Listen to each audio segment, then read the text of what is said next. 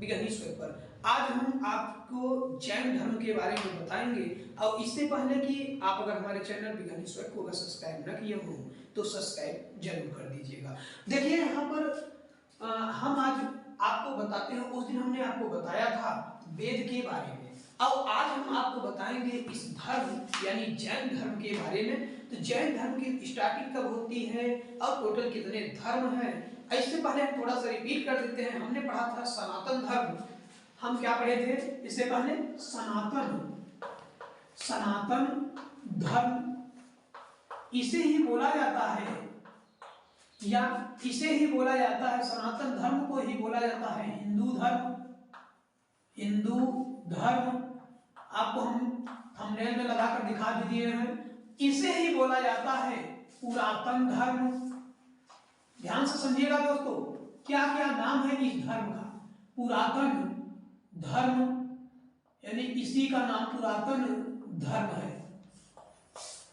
उसके बाद इसी का नाम और नाम है इसका, देखिए इसका ही नाम वैदिक धर्म। वैदिक धर्म और इसी का नाम क्या है? ब्राह्मण धर्म। ध्यान से समझिएगा दोस्तों, ब्राह्मण धर्म इसी का ही नाम है। आप लोग जगह जगह किताबों में अलग अलग नाम सुनते होंगे, देखते होंगे, तो सोचते होंगे ये है क्या का, ये कौन सा धर्म है। तो ये सभी एक ही धर्म का नाम है। सनातन धर्म, हिंदू धर्म, पुरातन धर्म, वैदिक धर्म और ब्राह्मण धर्म, ये इसका नाम है। हिंदू धर्म का ही या सनातन धर्म का ही ये सभी एक ही नाम मिलते हैं। आपके सभी बुकों में अलग अलग नाम इस तरह से दिखता है, तो आप ये न सोचिएगा कि ये धर्म कहां से प्रकट हो गए। अब हम बात करते हैं धर्म यानी जैन धर्म की। देखिए यहाँ पे ये शुरुआत होती है 6वीं शताब्दी में। छठी यानी 6वीं सदी यानी ईसापुर में 6वीं शताब्दी, 6वीं शताब्दी ईसापुर यानी ईसापुर के 6वीं शताब्दी में इसका उदय होता है। उस समय टोटल जो इसमें ज्ञात है 62 धर्म का उदय हुआ। 62 धर्म का उदय हुआ। अब हम एक बात जरूर करेंगे आप लोगों से कि हिंदू धर्म को सबसे बड़ा धर्म बताया जाता है आप सभी को, कि हिंदू धर्म सबसे बड़ा धर्म है। आप इस जैन धर्म में इस धर्म का कठोर विरोध किया गया था महावीर स्वामी के द्वारा। कठोर विरोध किया गया था। किस तरह से किया गया था इस पर हम चर्चा कर रहे हैं। आप हमारे वीडियो में बने रहिए। आज हम जैन धर्म और हिंदू धर्म की एक एक पॉइंट को आप दर्शा देंगे आज आपके बीच में। चलिए, इन सभी धर्मों में देखिए, इन सभी धर्मों में सबसे अधिक 6वीं शताब्दी में जैन धर्म और बौद्ध धर्म प्रचलित हुआ। जैन धर्म और बौद्ध धर्म प्रचलित हुआ। जैन धर्म और बौद्ध धर्म प्रचलित हुआ। कब? 6वीं शताब्दी में सबसे अधिक इसी का प्रचार हुआ, यानी धर्म प्रचलित हुआ था। उस समय इन्होंने प्रचलित हुआ, उस समय उन्होंने क्या किया था कि जो वैदिक धर्म या ब्राह्मण धर्म या हिंदू धर्म है उसका घोर विरोध किया था। क्यों किया था? आप कारण को देखिए। उन्होंने अनेक बुराइयों का घोर विरोध किया। उन्होंने ये बताया कि यहां पर जो यज्ञ संबंधी यज्ञ होते थे, यज्ञ के समय अहिंसा एक शब्द आएगा जैन धर्म में, आपको आगे ही पढ़ाएंगे। अहिंसा यानी किसी की हत्या कर देना, किसी भी जानवर को की बलि चढ़ा देना, इसका उन्होंने घोर विरोध किया कि आप किसी भी जीव जंतु का बलि न दीजिए। तो यानी जैन धर्म में इस ब्राह्मण धर्म का घोर विरोध किया। जैन धर्म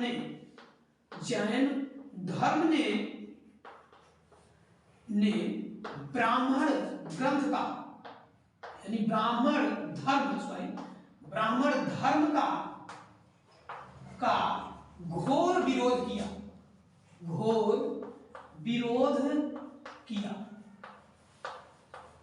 घोर विरोध किया था ब्राह्मण धर्म का। क्यों? क्योंकि इसमें यह बताया गया, यानी पशु बलि निंदा की गई। यानी यहां पे क्या हुआ था? विरोध। किस लिए विरोध किया?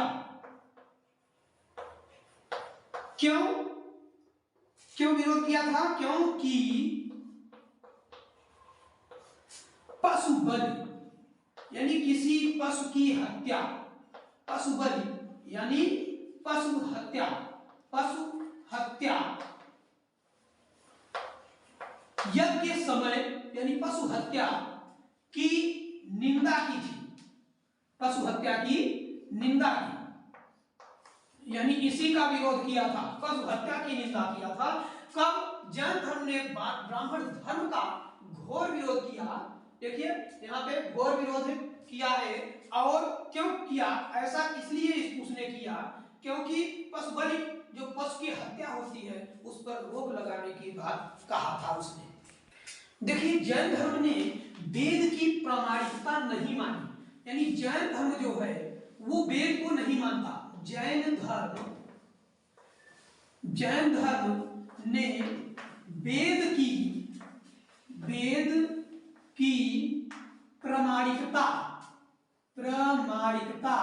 नहीं मानी, वेद की प्रामाणिकता नहीं मानी। यानी उन्होंने, जैन धर्म ने वेद की जो प्रामाणिकता है, यानी जो प्रमाण है, उसको स्वीकार नहीं किया, नहीं मानी, वेद की प्रामाणिकता नहीं मानी। देखिए और क्या किया उसने? और वेदवाद यानी जो वेद की बात वार्तालाप थी, वेद की वार्तालाप थी, उसका घोर विरोध किया, वेदवाद का विरोध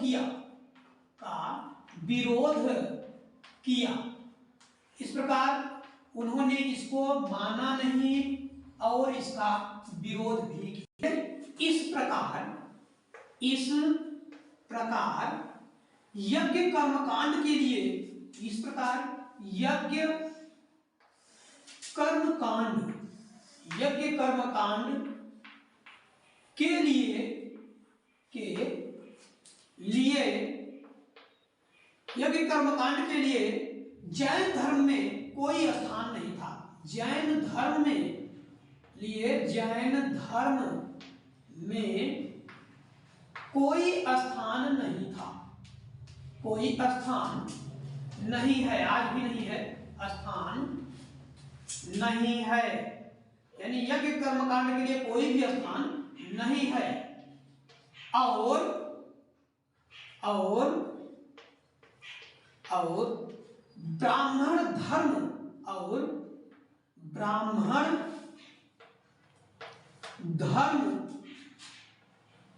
ब्राह्मण धर्म के जातिवाद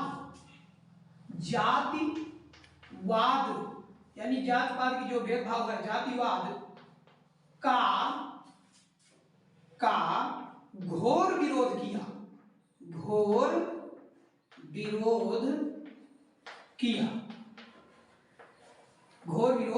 किया। देखिए आप स्क्रीनशॉट लीजिए और आगे भी बताते हैं आपको। देखिए पार्श्वनाथ की तरह ही, देखिए अभी ये पार्श्वनाथ थे जो कि जैन धर्म के संस्थापक, पहले संस्थापक थे। पार्श्वनाथ की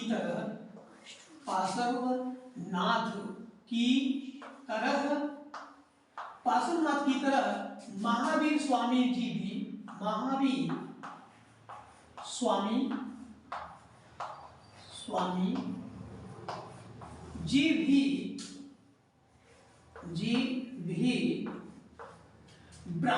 धर्म के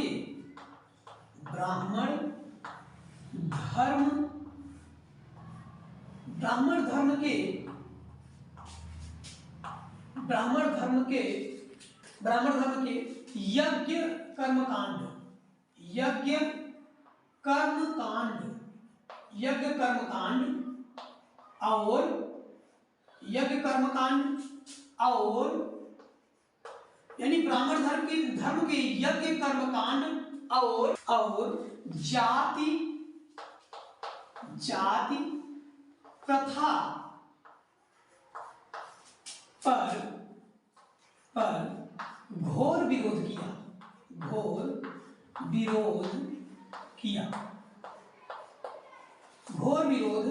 किया।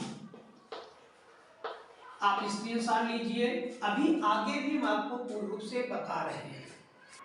देखिए इसमें बुद्ध ने, अब यहाँ पे हमने अभी जैन की बात किया, अब बुद्ध ने वेद को क्या माना, देखिए इसमें समझिएगा। बुद्ध जो महात्मा बुद्ध थे उनकी बात हम कर रहे हैं। तो बुद्ध ने वेद का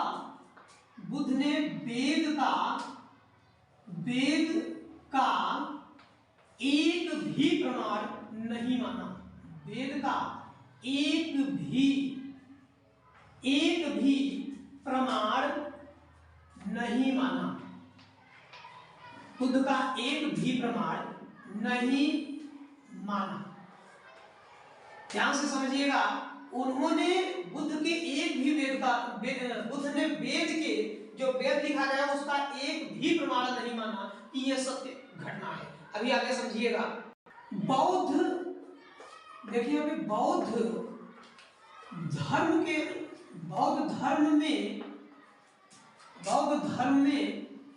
ईश्वर की मान्यता ही नहीं है। बौद्ध धर्म में ईश्वर की मान्यता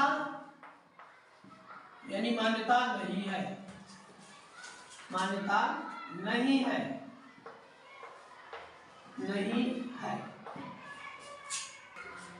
उनके अनुसार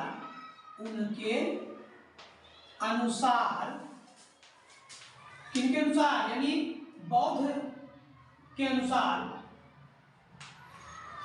वेद, कह रहे हो कि वेद जो है वह वेद, यानी उनके अनुसार क्या है, वेद देव वाक्य नहीं है। देव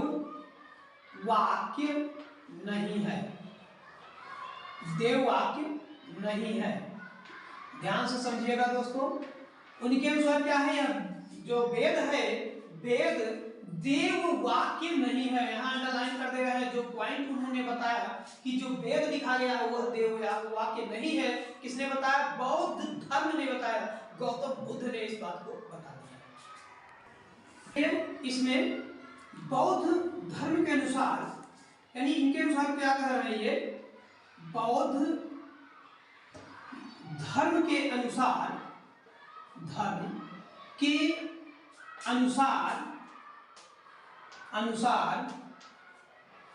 वेद, यानी वेद मंत्र बौद्ध धर्म के अनुसार वेद मंत्र एक जल विहीन मरुस्थल बताए हैं। ये कि ये वेद मंत्र जो है वह जल विहीन यानी बिना जल के मरुस्थल है। जल विहीन मरुस्थल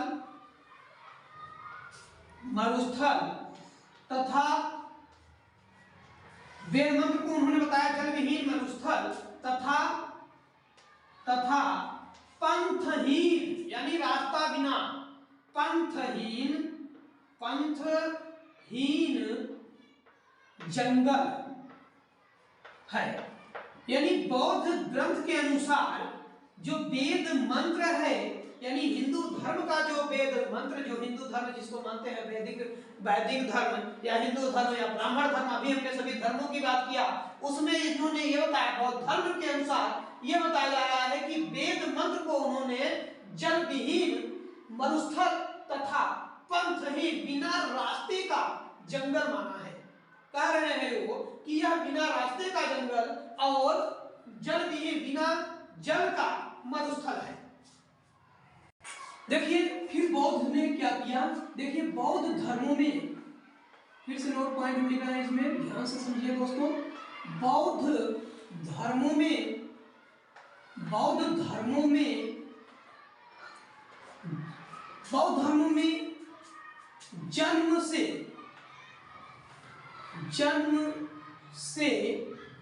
बौद्ध धर्मों में जन्म से बताया गया है, बौद्ध धर्मों में कि जन्म से कोई भी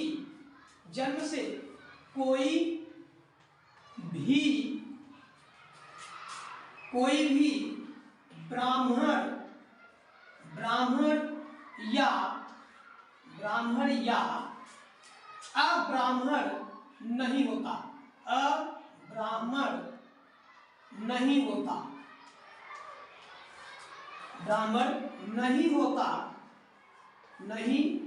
बल्कि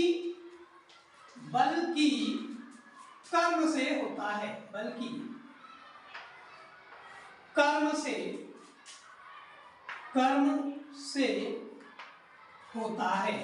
उन्होंने ये बताया कि कोई भी व्यक्ति जन्म से ही ब्राह्मण नहीं होता है, बल्कि वो अपने कर्म के अनुसार ब्राह्मण होता है। ब्राह्मण का अर्थ है दोस्तों, ब्राह्मण का अर्थ होता है कि ज्ञानी है, पंडित यानी ज्ञानी, उस विषय का ज्ञाता।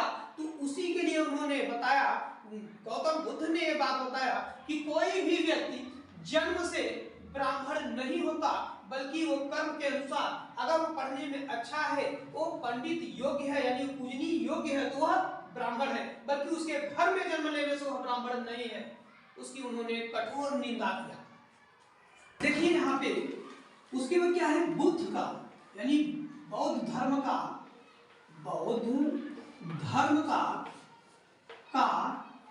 प्रहार, यानी उन्होंने प्रहार किया, बौद्ध धर्म का प्रहार सीधे पुरोहित वर्ग पर था। पुरोहित वर्ग आप समझ नहीं पा रहे होंगे आप लोग, संक्षेप में समझा देते हैं आपको। पुरोहित वर्ग कोष्टक में हम लिख देते हैं ब्राह्मण वर्ग पर था। उनका प्रहार जो था वो ब्राह्मण वर्ग पर था, ब्राह्मण वर्ग पर, यानी जो ब्राह्मण जाति थी उन पर उनका सीधा प्रहार था। क्यों था इसको समझिए। देखिए बौद्ध धर्म का प्रहार सीधे पुरोहित वर्ग यानी ब्राह्मण वर्ग पर था, क्योंकि पुरोहितों यानी ब्राह्मणों के द्वारा, क्योंकि ब्राह्मणों के द्वारा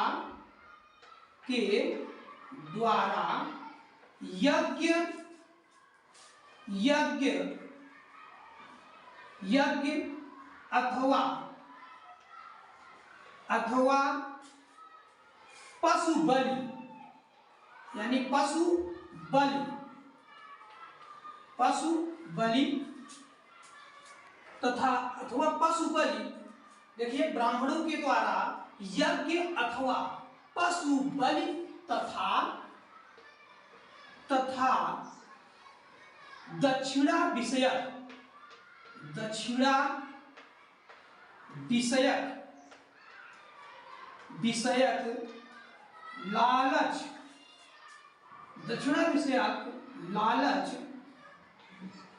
लालच पर घोर विरोध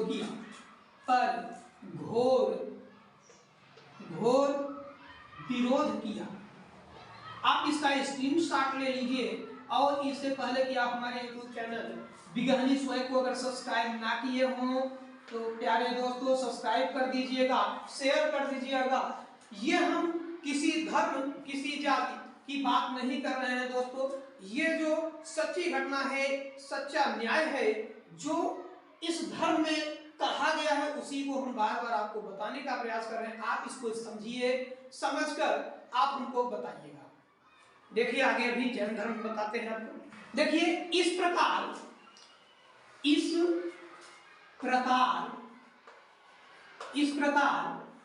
बुद्ध ने घोषित किया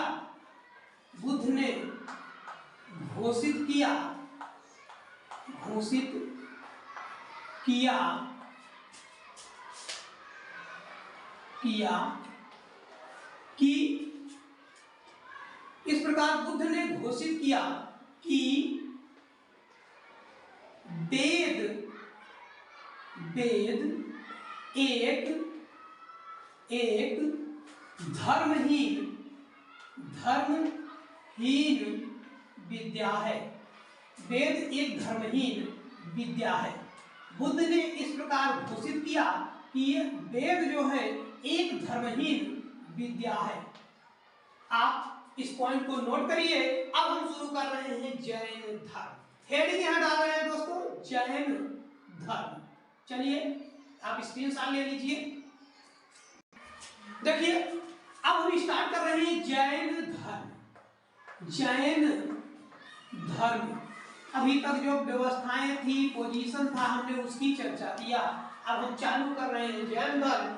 जैन जो है वह संस्कृत के जीन से मिलकर बना है। संस्कृत के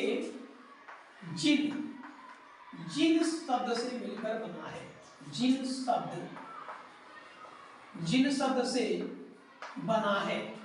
संस्कृत के जिन शब्द से बना है जिसका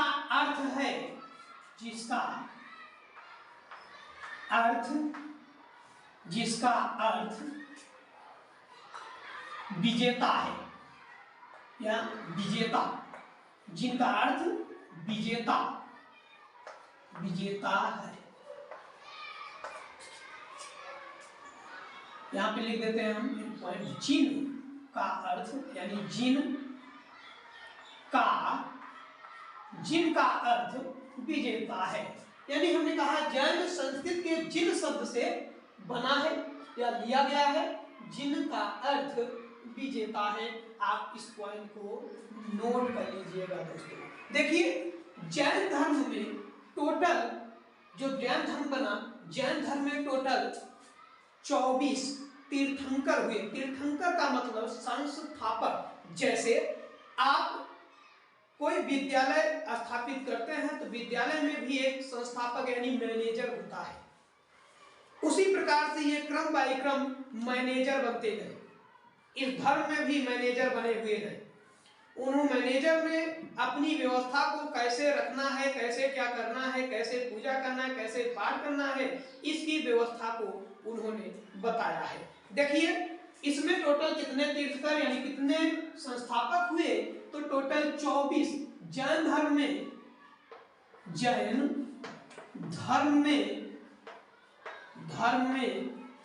कुल 24 तीर्थंकर। हम तीर्थंकर लिख रहे हैं या फिर संस्थापक आप लिख दीजिएगा। तीर्थंकर या क्वेश्चन में लिख दे रहे हैं संस्थापक या मैनेजर हुए थे। संस्थापक, ठीक है, यानी तीर्थंकर 24 तीर्थंकर यानी संस्थापक हुए।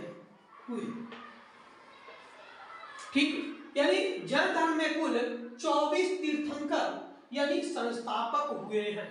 संस्थापक यानी मैनेजर को ही तीर्थंकर जैन में बोला जाता है। जैन धर्म में तीर्थंकर बोला जाता है। ठीक है, तो आप इसका स्क्रीनशॉट लीजिए, आगे भी हम आपको बता रहे हैं। देखिए जैन धर्म में जो हमने बताया भी कि टोटल 24 तीर्थंकर हुए, 24 संस्थापक हुए। तो जैन धर्म में 22 प्रथम 22 यानी 22 तीर्थंकरों का जो 22 तीर्थंकर हुए, ऐतिहासिक साक्ष्य उनका नहीं मिल रहा है। तीर्थंकर का ऐतिहासिक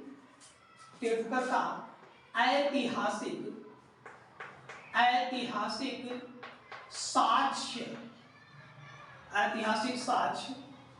नहीं मिल रहा है। साक्ष्य नहीं मिलता है। या मिलता है या मिल रहा है, मिलता है। इसके प्रथम यानी जैन धर्म के प्रथम तीर्थंकर, जैन धर्म के प्रथम तीर्थंकर यानी संस्थापक प्रथम तीर्थंकर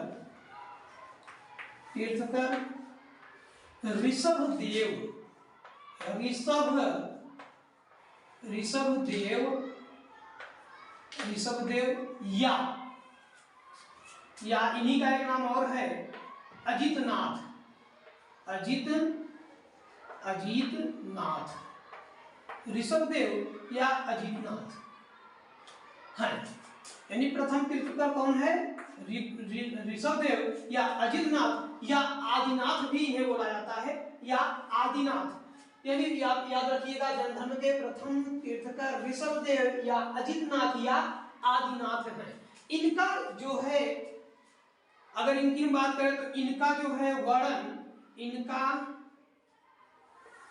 इनका नाम ऋग्वेद में मिलता है, ऋग्वेद में मिलता है,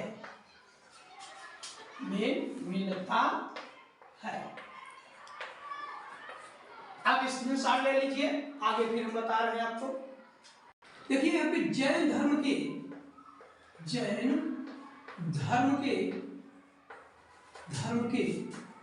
23वें तीर्थंकर, यानी 23वें संस्थापक, 23वें तीर्थंकर कौन थे? पार्श्वनाथ थे,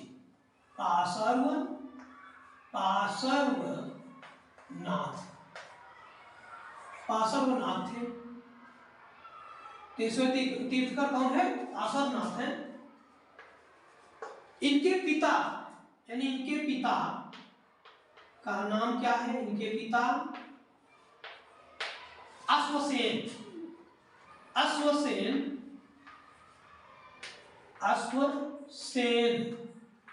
जो कि कहां के थे? काशी यानी वाराणसी के राजा थे। अश्वसेन काशी या वाराणसी के राजा थे, माता इनकी माता जो है वो वामा नाम था उनका, वामा। इनकी माता वामा जो कोसल देश यानी आधुनिक पंजाब, कोसल देश आधुनिक पंजाब नरवर्मन की पुत्री थी।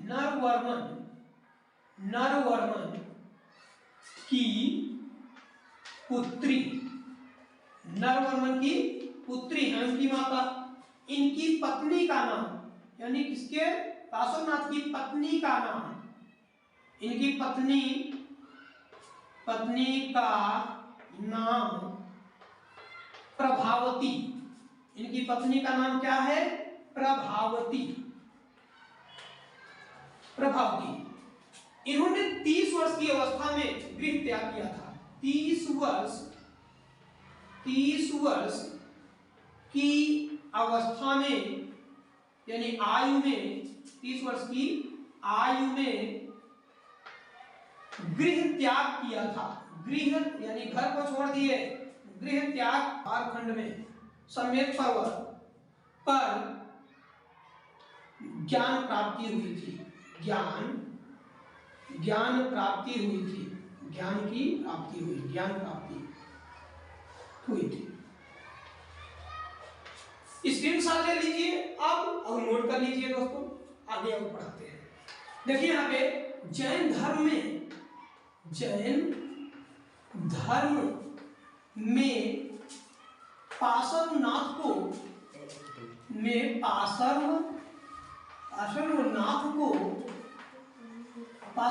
को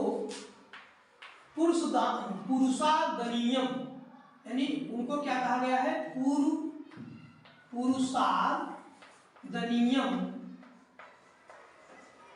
पुरुषादनीयम तथा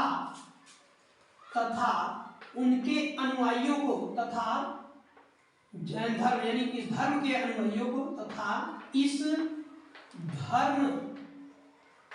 धर्म के अनुयायियों को, अनुयायी मतलब समझते हैं आप? अनुयायी मतलब होता है जो महात्मा यानी साधु होते हैं, उन्हें बोला गया अनुयायी। अनुयायियों को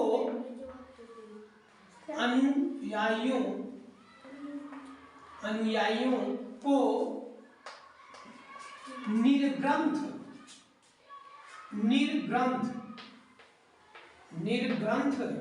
कहा गया है। निर्ग्रंथ कहा गया है। गया है। पार्श्वनाथ ने 4 महाव्रत बताए थे। पार्श्वनाथ इस धर्म में 4 महाव्रत बताए थे। क्या बताए थे उन्होंने? पहला सत्य, सत्य पहला है सत्य, यानी हमेशा सदा सत्य बोलना है, हमेशा, यानी हमेशा आपको सत्य बोलना है, हमेशा सत्य बोलना है, सत्य बोलना है, हमेशा सत्य बोलना। दूसरा उन्होंने बताया अस्तेय। अस्तेय का मतलब है कोई भी चीज, कोई भी वस्तु है, उसको आप ऐसे ही न लेना, यानी अस्तेय का मतलब है चोरी न करना, चोरी न करना। दूसरी उन्होंने व्रत बताया, दूसरा व्रत उन्होंने बताया चोरी न करना। तीसरा उन्होंने कहा अपरिग्रह, अपरिग्रह, अपरिग्रह की बात किया।